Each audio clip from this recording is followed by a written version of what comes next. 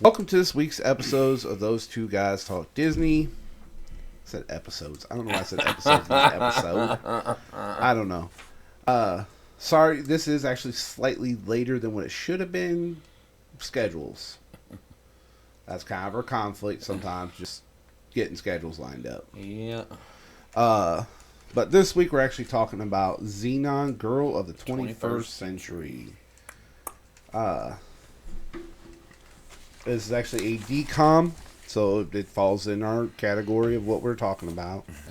The synopsis. An inquisitive teenager finds herself involved with suspected dodgy dealing on her space station home and ends up being sent down to Earth.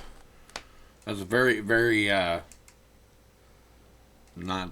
very vague synopsis. Very. Like, because it doesn't really... I mean, I guess you kind of get the gist, but, like, not too informative. Considering what all goes on in this show, in this movie. It was released January 23rd, 1999. But Zenon was originally slated to air on Disney Channel in December 1998, but ultimately premiered on January 23rd, 1999. Walt Disney Home Video released it on VHS, throwback right there, VHS, in September 2000. And originally, the film was conceived as a pilot for a potential TV series before it ever was made to the movie. So, and I guess before that, even before that, it was it's based on a book called Zenon, Girl of the 21st Century, written by Marilyn. I can't read my writing there. Sadler and Roger Bolin. I guess that's the name. Can't read my own writing. I apologize. It was directed by Kenneth Johnson. The film was produced by DePasse Entertainment for Disney Channel and executive produced by Suzanne DePasse and Susan Costin. Filming began in August 1998 in Vancouver, British Columbia. The rocket launch yard scenes were filmed at the Plaza of Nations. It's kind of cool.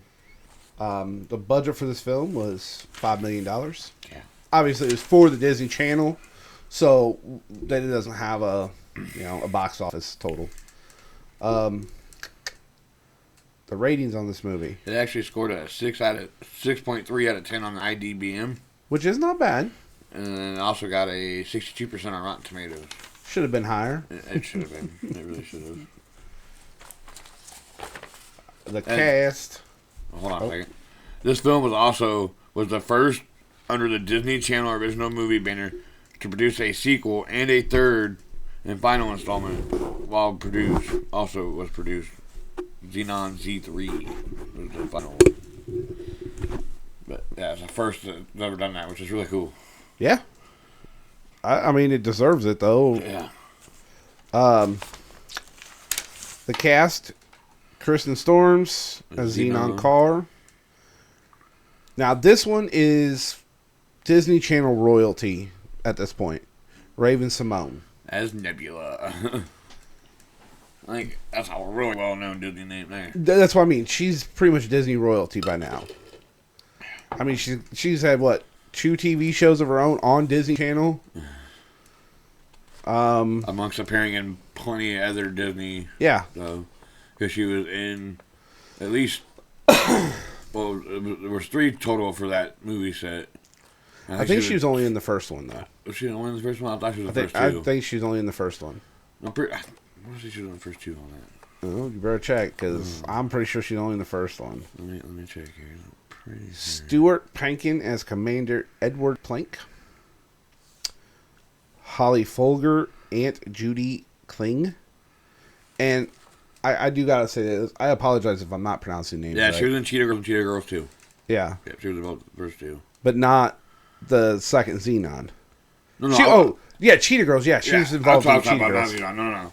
My bad. I thought you were talking about Zenon. I was like, no, she's only in the first one. Amongst having the 2 TV shows, she was in other things like 2 other DCOM movies called Cheetah Girls 2. But yeah, quite a bit for Disney. Frederick Coffin as Parker Wyndham. Bob Bancroft as Mr. Lutz. I had to throw this one in there because it's kind of the whole set, the whole big thing about the movie. Philip Rise, I don't know how you spell that or say Protozoa. that. That's Protozoa / microbe. Zoom, zoom, zoom. Lauren Maltby as Margie Hammond. Boom, boom, boom. My supernova girl. Brendan Richard Jefferson as Andrew. Gregory Smith as Greg. I like how he just kept his name. Well then. So this movie actually starts. I like this. I like this movie. It did not really predict. It kind of does, but kind of doesn't really predict what the future really was. But yeah, we ain't quite got that far. Living in space like that. We do have people up in the space station though, but not living there full time. Yeah, not like that, like full on. However, it's also there is some stuff they did predict and got right, like FaceTime. Their little phones that they use, FaceTime. Yep. Like that's what we do now for everything. Even if we can't meet in person, we can still video call each other and Zoom calls, and all kinds of stuff now. Disney predicted that stuff back in 1998. You have doctor appointments over Zoom. Yeah, FaceTime and all that stuff now. That's what I mean. Crazy. Like Disney Channel predicted that in the 90s. That's insane. So pretty impressive. But you have her actually sleeping. She should be awake, getting ready for school. And her alarm is herself talking. Yeah. And her little communicator. Yeah. Obviously not a really good alarm because she doesn't get up. That's weird. So she's running behind. But you see her run in. She runs to the kitchen to get food. And the kitchen staff says, nope, it's closed. And then shuts the door on her. So she knocks on another door to the actual kitchen. And she goes running behind again and then hands her a little... I don't know what it looked I'm assuming granola bar or something. I couldn't tell. To me, it looked like a snack cake almost. I don't know what she had. What it was she had. It probably was like a Nutri-Grain bar or a Pop-Tart kind of thing or something. I don't know because she says later that they only have the food that they can grow. Yeah, so I don't know exactly what it was. I would assume they can grow like oats and stuff like that, which is why I said maybe a granola bar. It might have been like they might have that made some granola bars or something. I don't know. But you also see her rushing around. Dude, she jumps on that cart and there's skates underneath everything. Then you kind of find out in this time that she's a little bit of a troublemaker. A little bit, yeah. However, I do like their school because the teacher's not actually on board. Yeah, there's not actually a teacher there. It's a hologram. The teacher's back on Earth. Teaching, which is kind of cool. And they're all sitting there with computers or whatever in front of them. I'm really surprised Disney didn't do a flat, a flat screen, and not the CRTs. Everything still has the CRTs. Huh. Even when they get back to Earth, they have hover cars, self-driving cars, which we do have, but they still have CRT monitors. I realize it is the 90s, and of course, that's not going to be easily done, but still. Attention to the teacher, she's looking at protozoa stuff. Yeah. Well, because she's trying to enter a contest to dance with him when he becomes the first rock star in space. Perform in space, yeah. Boom, boom, boom. Sad thing is, when I watched that movie, and it got to the end where he has the concert, and it sings on, I sang every word for word. Well, I watched this a couple times. Yeah, so did I. I'm like, oh Lord, Supernova girl. But you find out even more that she is actually the ringleader of her friends. And she convinces her friends to meet her in some room. I can't remember what the room is. Well, they're going to go watch the solar flares. Yeah, but she convinced them to meet her in a room to watch the solar flares, and then decides she is going to go out in the solar flare so she can see it in Like, see it space. outside, like spacewalk or whatever outside, like tethered to the thing to see it in person. Without watching it through a window. And her dad catches her. Pulls her back in. She realizes she's in a ton of trouble. Then come to find out, her mom is freaking... Her mom actually has a calming helmet. Her mom and her dad. And apparently she's burned through 3 of them in the last week. Apparently her mom's got like real bad anxiety, I would say. Yeah. But her parents are also scientists in space.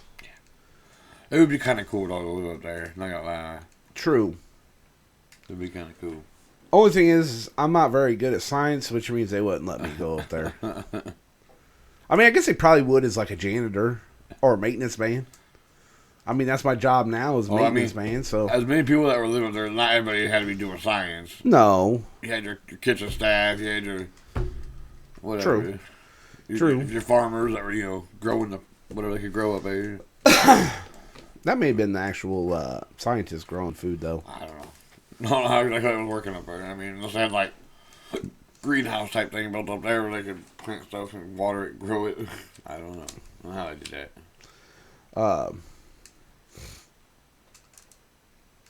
But then you find after she gets in trouble and she is told that one more mess up, and she gets she is grounded, or she's in really big trouble. I don't remember how they worded it, but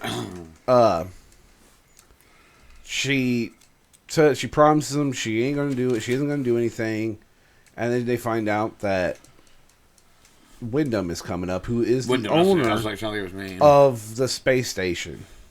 It's his company that owns the space station. They're actually the ones that fund the space station. And they're coming up to kind of check out the space station. Wyndham and his assistant, I guess. Yeah. What that guy's supposed to be. Mr. Lutz. Yeah, they're coming up to check over things, I guess. Check on things. And in reality, they're just coming up to sabotage the space station. But nobody knows that. As far as everybody on board is concerned, they're up there to check everything out, see how everything's going, see if what they need up there. To make sure everything's running smoothly, keep their funds. But Zenon just catches weird vibes from them. Well, she happens to be down in the trash chute looking for materials. Diving. Yeah, looking for materials. And she's climbing out and she sees Wyndham's little assistant trying to get into the main computer room or whatever. And at which she stops him at that time, tells him that and after that she was like, okay, something's not right, what's going on? Something's going on with these two. And she's like, Wyndham might have everybody else fooled, but he don't have me fooled. And she's trying to tell everybody that this is going on, nobody's believing her. Yeah. And she even tries to tell, when she catches Lutz doing something in that room. She sneaks into the main room with him without him seeing her somehow. Yeah. To catch him. And he goes out and she gets trapped and then an alarm goes off when they find her in there, so then she gets in trouble. But she tries to tell everybody, nobody believes her. Yeah. And her parents ground her. Grounding there. Well, so she's just like, I'm grounded, I can't do nothing, I'm grounded in my room, whatever. And they're like, no, you're grounded. Which means they were sending her back to Earth. To live with her aunt. Her aunt's a whole other book of words. Oh my God, dude. Both her mom and her aunt. They're a real piece of work. I don't know how their parents survived. Her mom's terrified to live on Earth because of the crime. Her aunt is terrified to live in space. Well, she's terrified to travel. Yeah. Period. Her aunt's just... And apparently dudes. Just scared. Her aunt's just scared of a lot of stuff. Yeah. She's terrified of everything. Yeah. And then Zenon, it's funny because when she first gets off the shuttle, they talk about it before she leaves. How I've never even had I've never even sneezed because they don't have germs in the space station to make you sneeze, which should not be true if they're growing plants.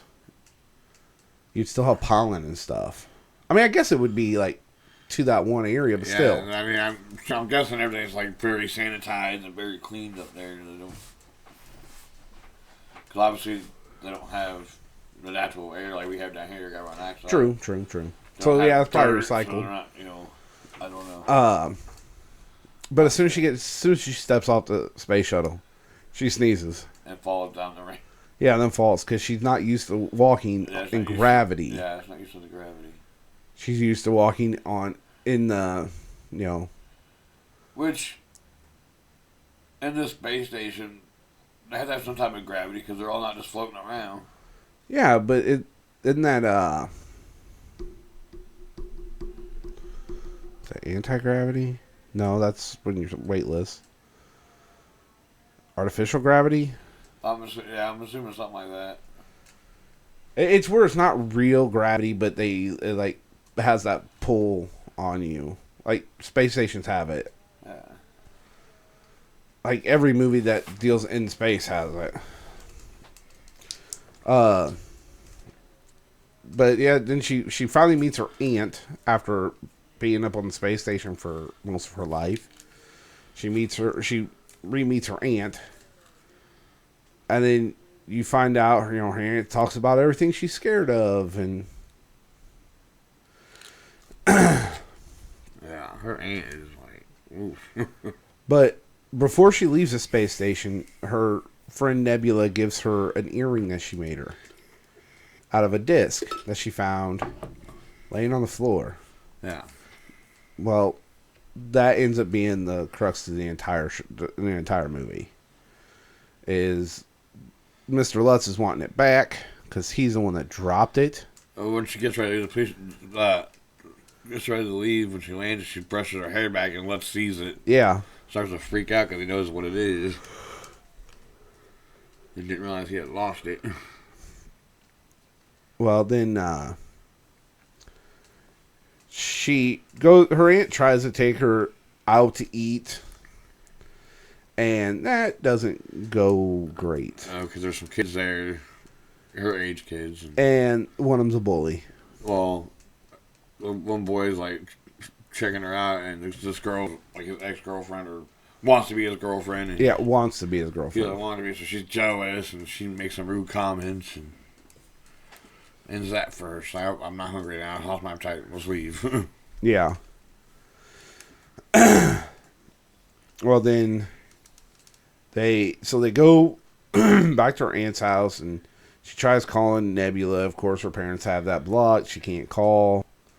So she is just kind of cut off from everything and all of her friends, which is kind of BS, dude. Yeah. You punish her. I mean, that's fine. You're sending her to Earth. It's Right. not like she can hang out with her friends. At least allow her to call her friends. Right. Like, I understand you're trying to teach her a lesson. That's not the right lesson.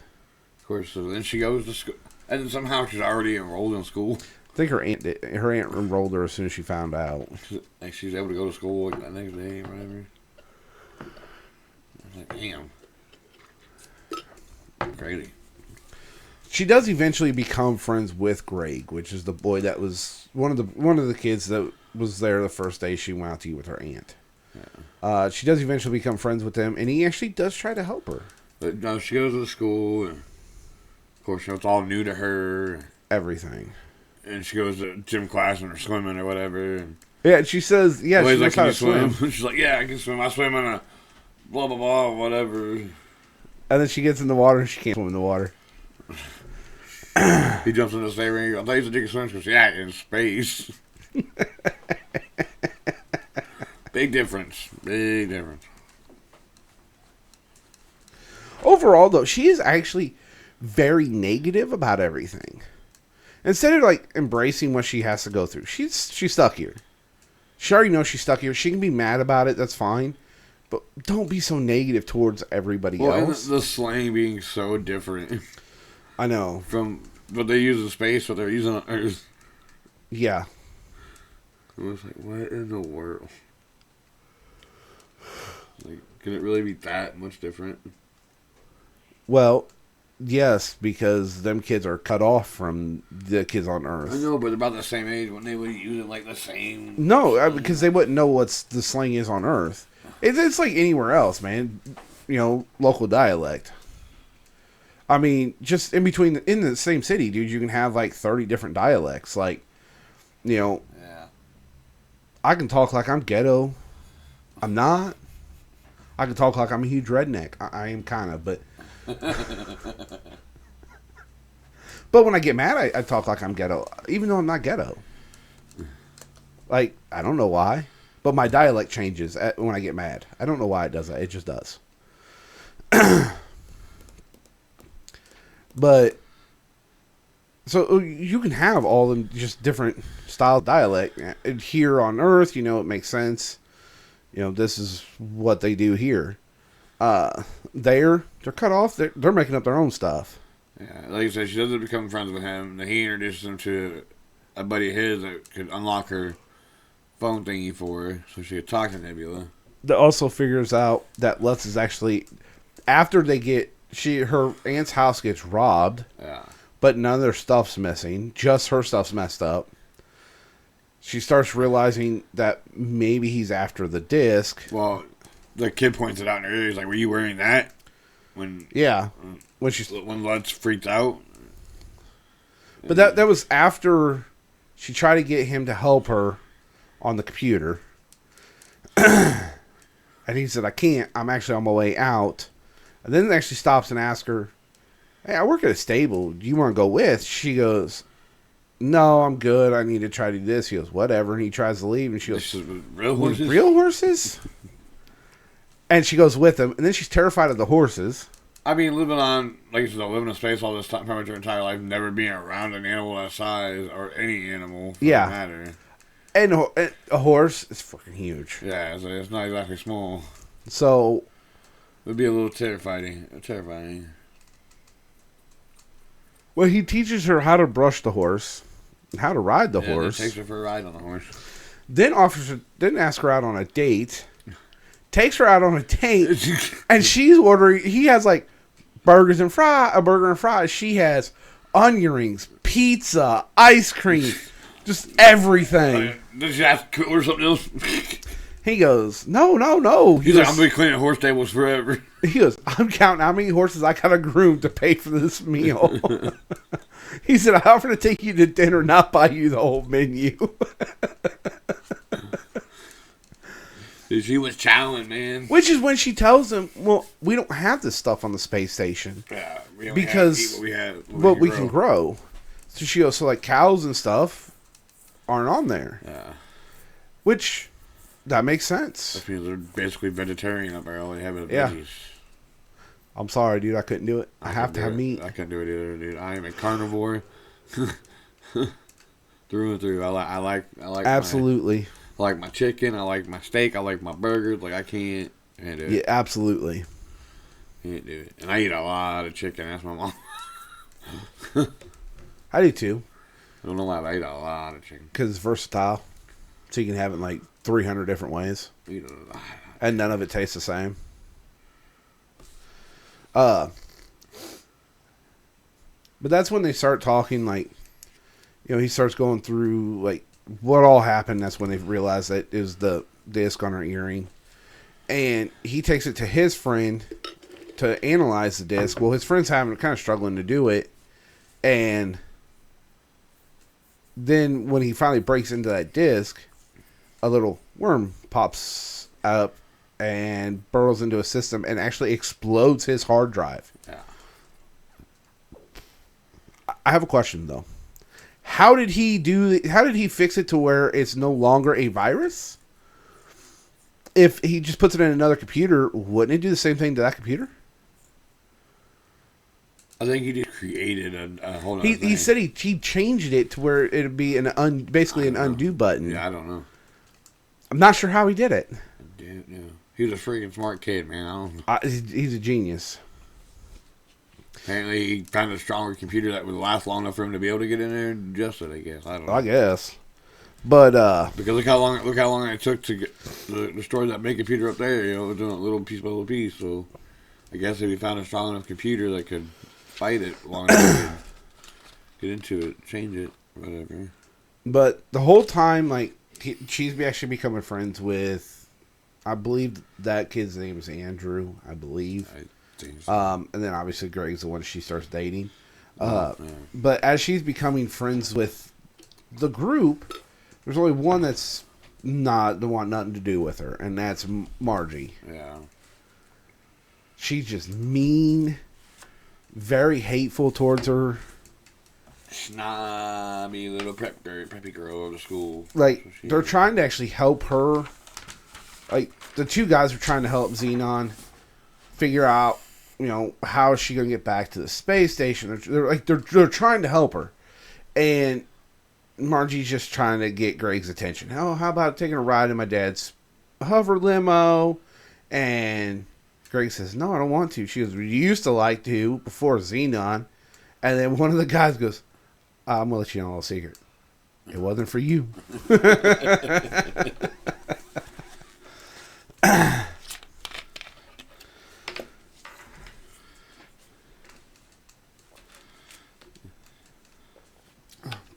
But then that's when they actually unlock her little phone thing so she can actually call. Talk to Nebula. And she gets Nebula to find out what cargo ships are going to be coming.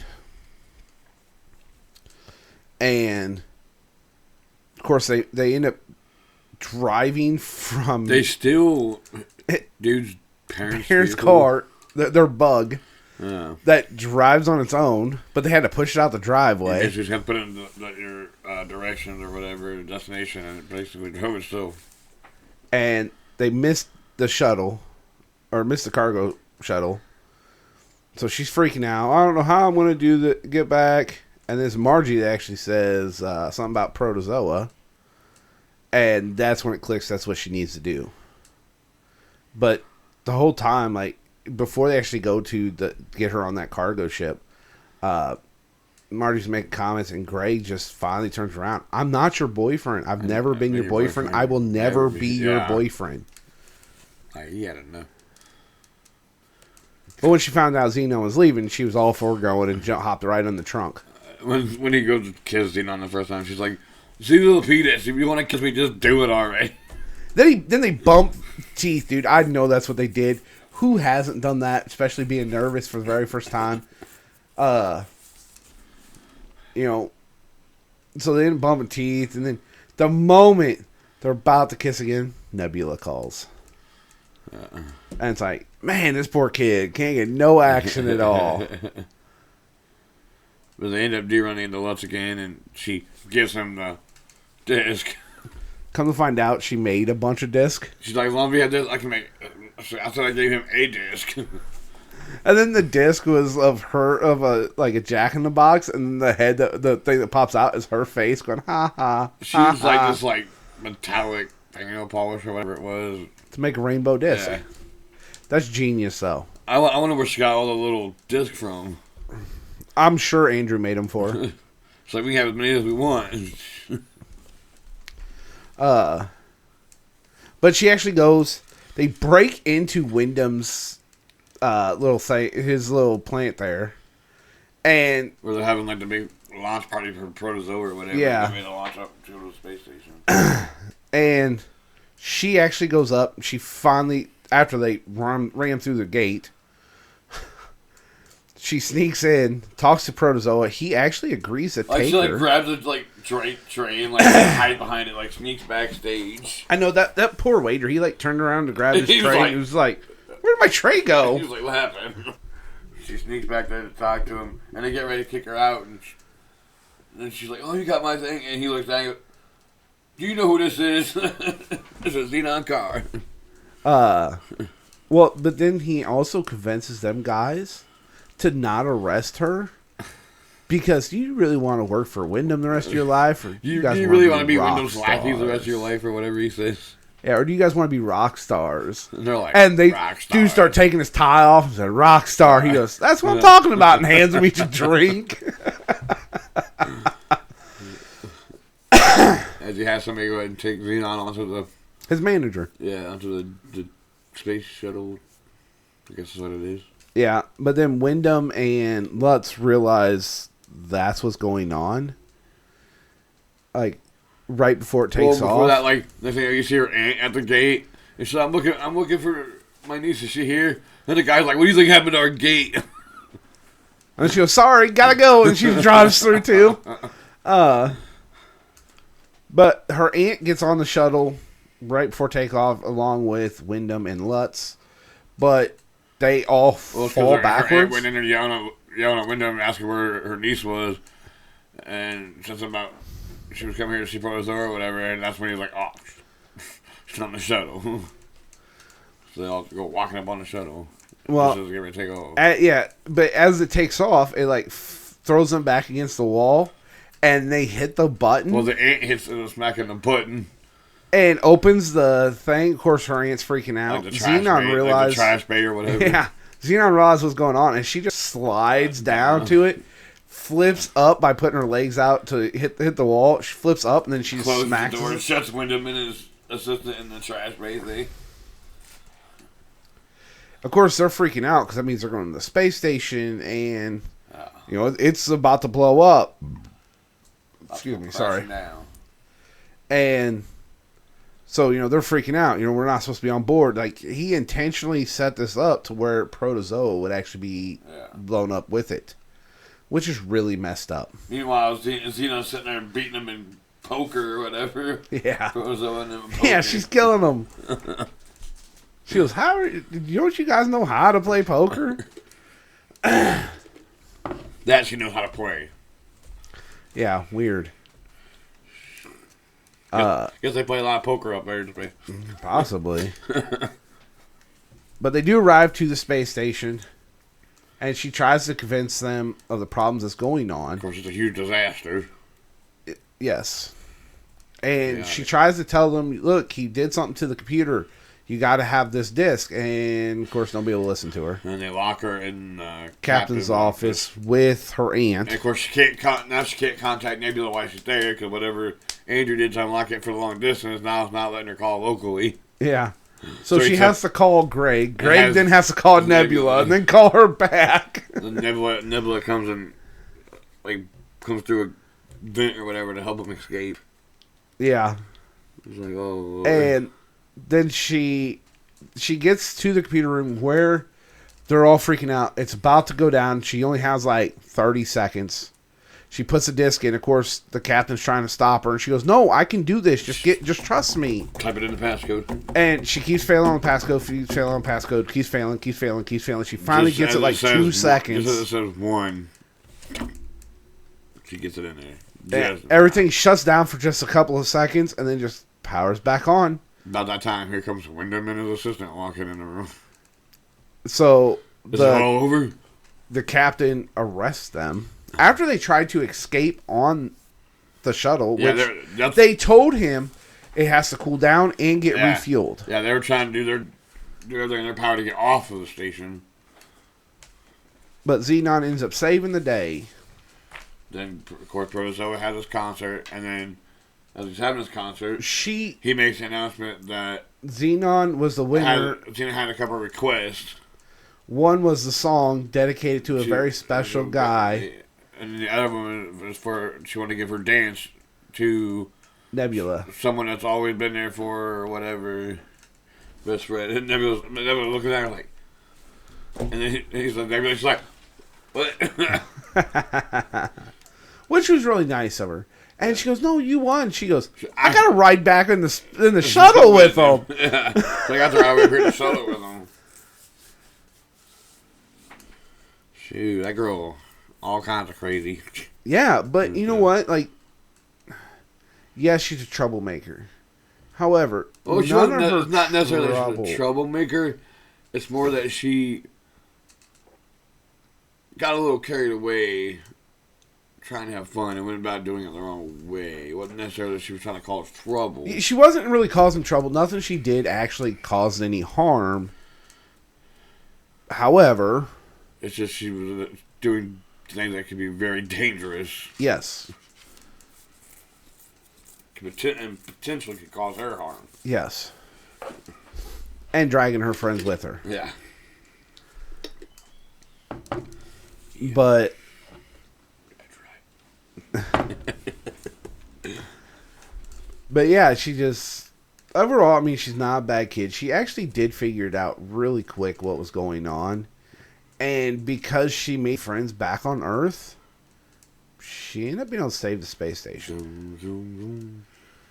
And they put on a hell of a concert. Boom, boom. My supernova. Which I'm pretty impressed with myself, Jay. That was the first time I've actually said any kind of curse word. And that was actually not really a curse word. I'm pretty impressed with myself. It's a really good movie, though. It's really fun. Kind of. It was a fun, lighthearted movie, dude. Really cool, like kind of futuristic, but at the same time not like overly futuristic. Yes. Like, just really fun. What would you without taking in the ratings of what we've heard? What would you actually rate it?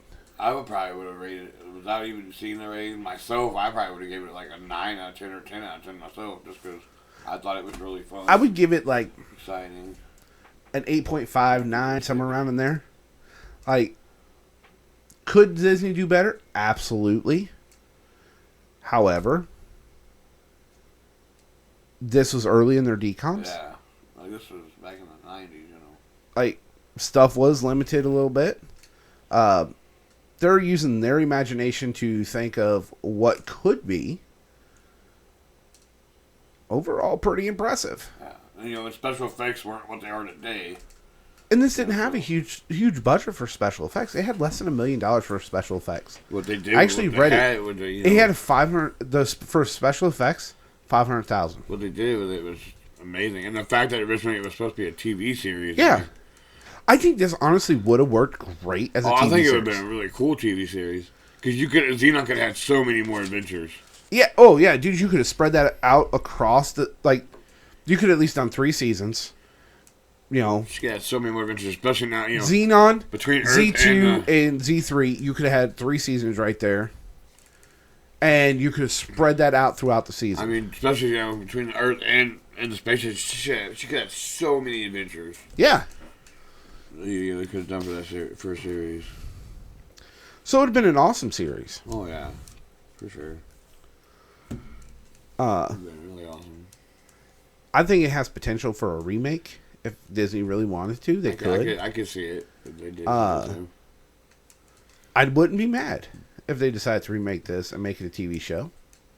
No. Wouldn't be mad. I'd actually be pretty on board with it. I'm really surprised they haven't decided to try to go ahead and make the TV series now. Because now, there is better special effects now. They really could go a lot with it now.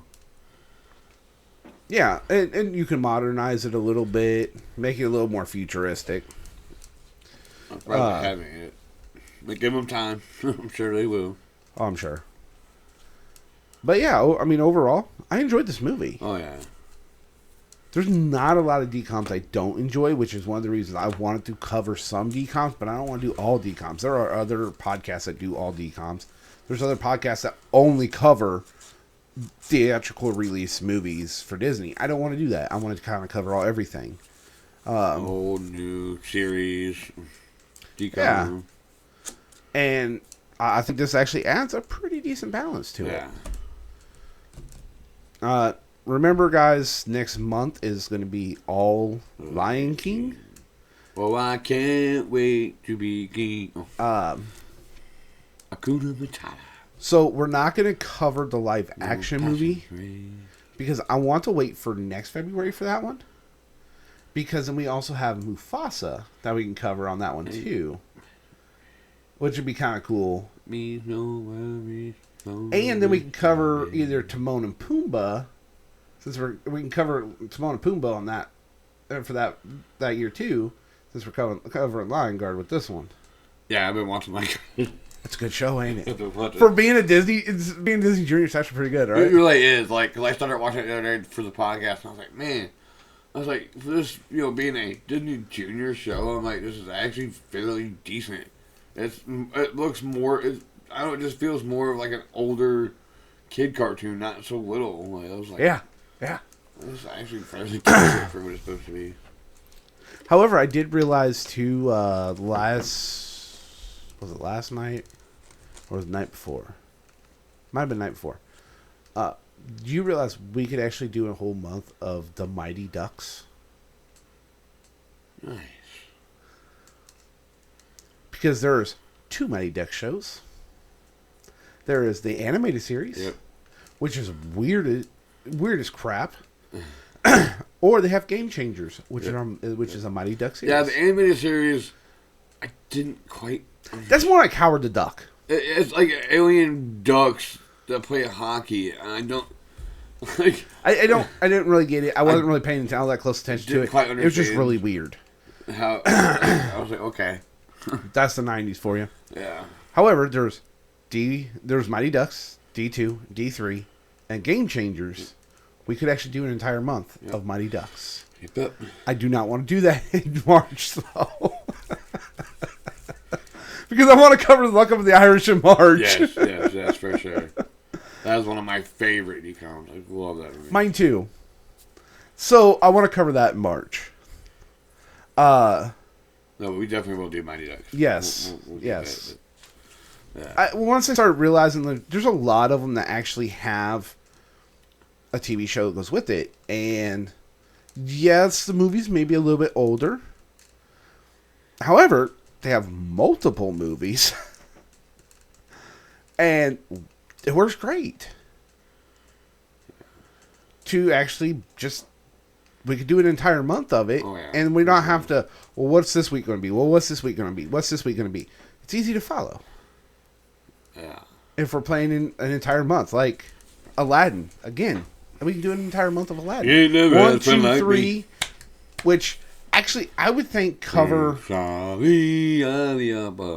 Either we do, like when we do that month, either we do Aladdin, the cartoon, and the animated series in one, or not animated series, but the live action movie in one, or we do 2 and 3 together and do the live action as one. Because 2 and 3 weren't really big movies. So, I don't think they're as long. We could probably cover both of them together. Probably. I don't know. Just kind of a thought. Yeah. Yeah, 2 and 3 definitely weren't nowhere near as big as the original, as the first one. Yes. I mean, both pretty decent, but not nowhere near as big as the first one. And not nearly as good. Yeah. I mean, they were alright, but they weren't. I mean, they weren't terrible. They weren't terrible. They just weren't as good. But just kind of ideas I've been kind of throwing around in my brain a little bit. Yeah. Obviously, other than like Halloween Town, we're not doing a month of Halloween Town. I want to spread that out as much as possible because I don't want to get sick of watching Halloween Town. And they have a ton of Halloween decoms. Yeah. They do not have a ton of Halloween movies in Disney, but they do have a ton of Halloween decoms. Under Wraps 2, Don't Look Under the Bed. Well, they also had the original Under Wraps. Yeah. They had the original Under Wraps and they remade the Under Wraps, and then they made Under Wraps 2. Under the Bed, Halloween Town. Ghost Squad or whatever, Spirit Squad or whatever it's called. Dude, they got a ton. So that's what I'm saying. Like, if we spread those decoms out for, man, we got years to go in there. And let's get real, dude. They got like 400 movies that we can cover. Dude, this is gonna be a while. Well, and also like in October, like for an old Disney movie, we could do Bed Knobs and Broomsticks. It's about a witch. Yep. I mean, I did have a request, even though he will never actually watch it. The guy I work with actually suggested we actually cover Apple Bottom Gang, which is on Disney Plus. Yep. I have seen it on there. I have too. It is a really old movie. Yeah, I've seen it on there. I've never actually watched it. From like the 60s. Yeah, I've never actually watched it, but I have seen it on there. My mom knows what it is. So, well, your mom's old. I was trying to be nice. Let's be real. Your dad probably seen it when it first came out. Yeah, probably. I mean, he was born in 1960. But I kind of get that, dude. Like, yeah, I said old, new. Like, that is an old movie. Makes complete sense. So we just got to figure out where to work it in at. Not a big deal. Same with Mary Poppins. Definitely have to cover that one. True that. That one's a good classic. And the remake or... Mary Poppins Return. Yeah. Or whatever you want to call it. I'm not sure what It was alright, but it's not the same to me because it's not the original Mary Poppins, man. I know. You know, I started watching it and I never finished it. I watched it. I mean, it's alright, it's good, but it just didn't feel the same. But we got a ton of stuff going on here, so keep tuning into us, dude. Yes, we may be late sometimes getting an episode posted. Good call. We may be late getting an episode posted. However, it will come. Sometimes it really is just scheduling conflict. So sometimes you may get this weird, like, get one episode on, like, Thursday, and then, like, the next, like, Tuesday you get another episode. It's because we're just running late. Not a big deal. Just keep checking it out. We'll definitely be back on. And I'm trying to figure out how to do it to where we have some in the bank, and we're further out, so that if there is a scheduling conflict, not a big deal. We already got it covered. So we're trying to figure that out too. It'll just be a minute where we can, and there's going to be some more changes coming to the studio, so just kind of bear with us for now. Yeah. We're working on some things for sure. Big changes hopefully means good changes. Hopefully means better quality. Yes, that too. But we'll be back with you guys next week. Catch you on the flip side.